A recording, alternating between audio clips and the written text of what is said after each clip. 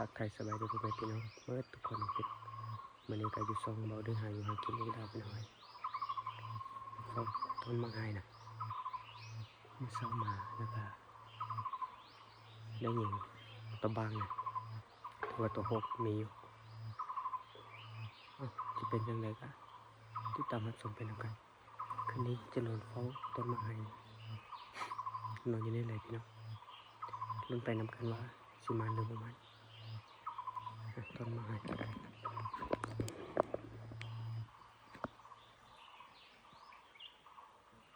สุกเติบพี่น้อย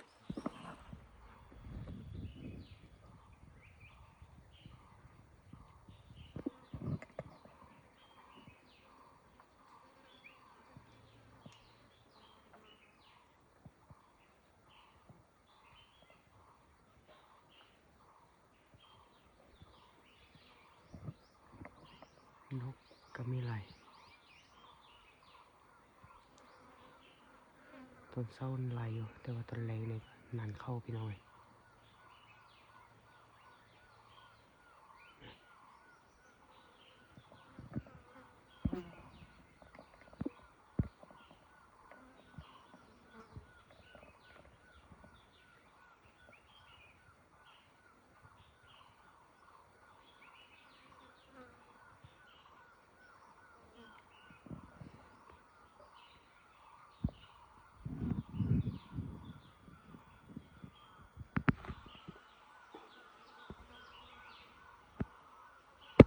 หมูเพิ่นอยู่ฟากพุ่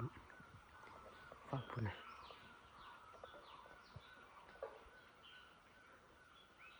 แล้วก็สินอนอยู่ต้นไม้คือกันถ้าลุ้นไปนำกัน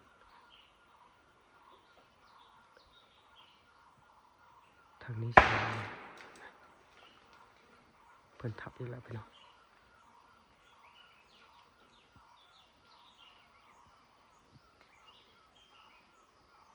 นกเป่ากับห้องอยู่เมื่อกี้ทับอันหนึ่งบ่ทึกพี่น้องนกเป่า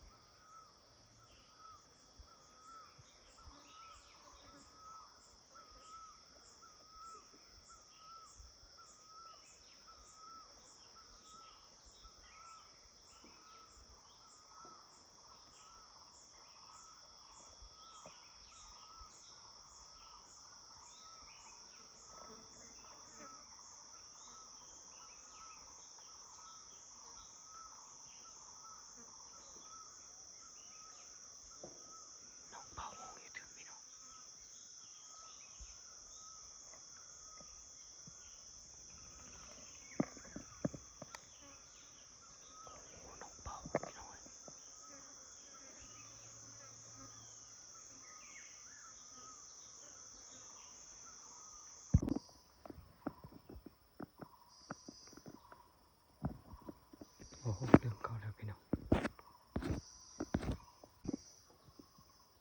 ตัวเริ่มเข้าแล้วพี่น้องตอนนี้ประมาณ6 โมงอย่าง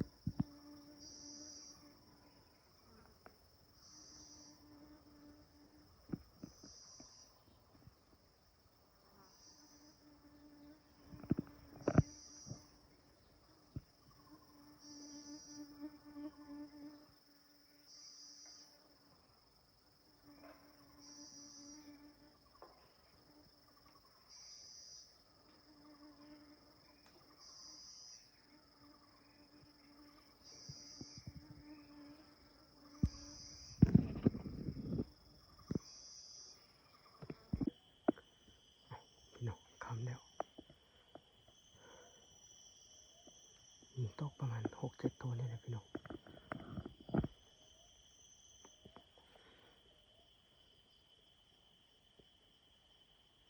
นกโคอยู่ลุมอยู่เทิงนี่ก็ห้องพี่น้อง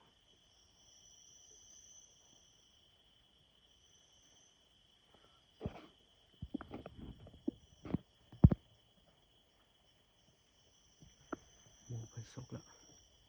อ๋อเป็นยังไงเดี๋ยวไปโลกหาเก็บก่อนว่ามันจะได้จักโตแล้วพี่น้องส่องเห็นบ่เห็นบ่น่าจะส่องยากแหละยากตึกพอพี่น้องเลยเดี๋ยวลองไปซกก่อนไปหาแล้วเบิ่งจักโตพี่น้องเลยยากตึกพอมือเสาไปซกนอนอยู่นี่แหละพี่น้องบนหลัง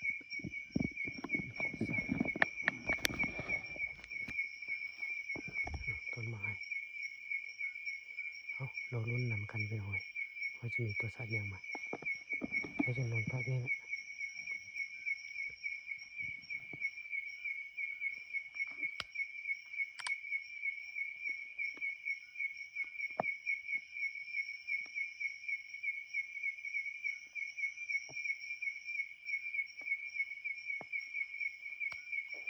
เราลุ้นนำกันพี่น้อง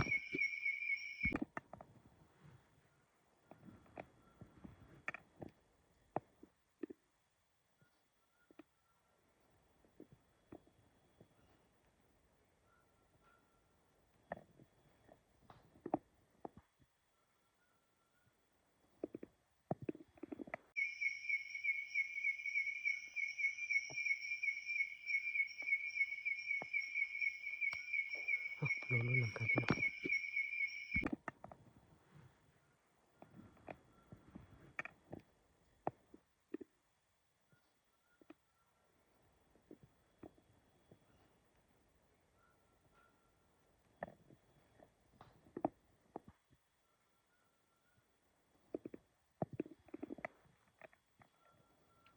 แจ้งแล้วพี่น้อง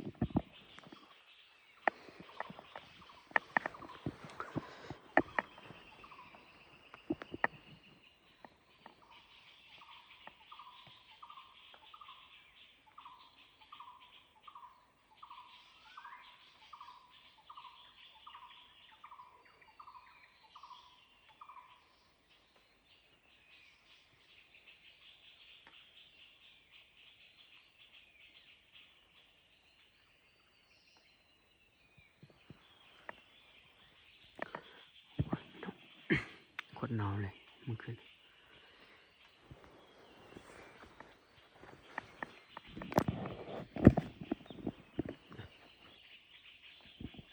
บนนอนพี่น้อง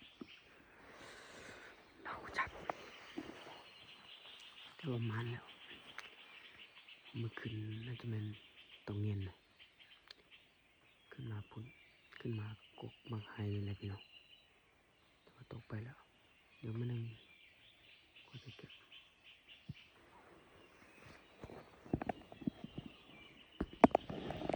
ใจแล้ว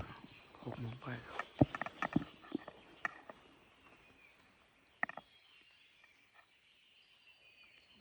เดี๋ยวเฝ้าต่อโคก่อนไหมเนาะ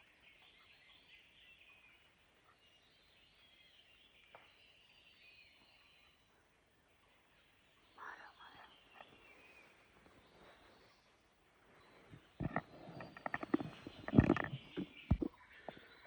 พี่น้องเดี๋ยวจะลงไปซอกก่อนนะมันขึ้นซอกไปเลยมันขึ้นเย็นตัวเย็นตัวหนึ่ง เดี๋ยวไปสอบก่อนพี่น้อง6ตัว6นี่ตัว8ตัวไม่ใช่เห็นเบนบูดอกติดตามรับชมไปแล้วกันเอามาหดเป็นอยู่บนผักแล้วพี่น้อง อีก4ช่องก็ได้จังเนี่ยอีกที1ครับ มัดอันนี้ของพระเจ้าอันนี้ของหมูเราแต่ง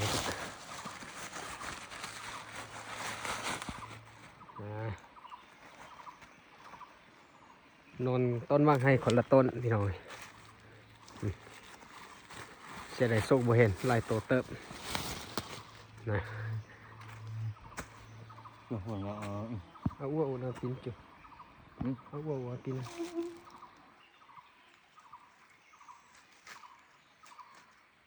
โอ้คนหนึ่งได้ยิงสำเนียง ของแท้ คือสิบเป็นง่ายแล้วพี่น้อง